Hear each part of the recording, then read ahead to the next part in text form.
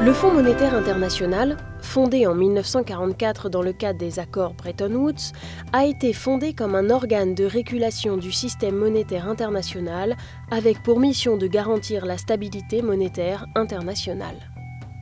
À ce moment-là, le monde a traversé 30 ans de déséquilibre économique, avec la Première Guerre mondiale, la crise de 1929 et la Seconde Guerre mondiale.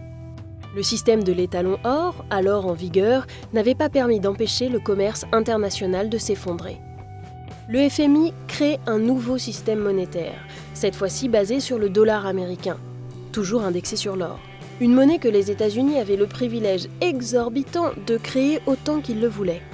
Au début donc, le rôle du FMI est simplement de veiller à ce que les monnaies ne fluctuent pas trop par rapport au dollar. Mais au début des années 1970, les États-Unis, étranglés financièrement par le coût de la guerre au Vietnam, concentrent la défiance du reste du monde. Nixon est contraint d'abandonner la suprématie du dollar en mettant en place un système de taux de change dit flexible ou flottant.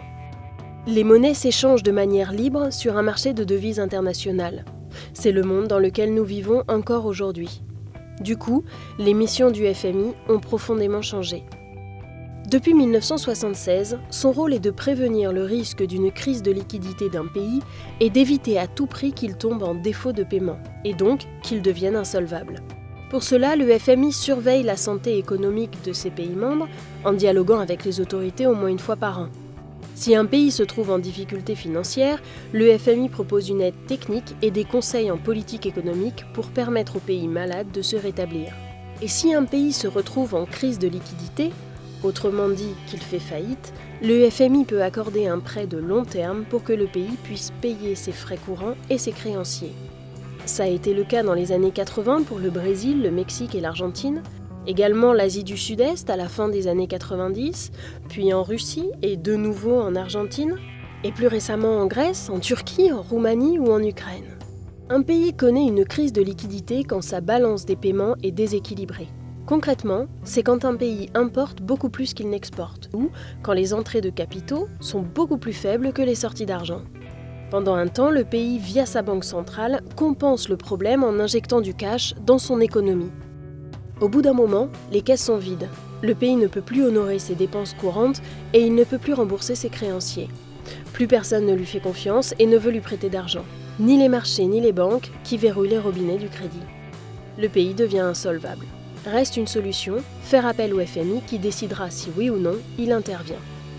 Le FMI, basé à Washington, soumet au vote ses 188 États membres qui ont chacun une quote-part attribuée en fonction de leur puissance économique relative dans le monde.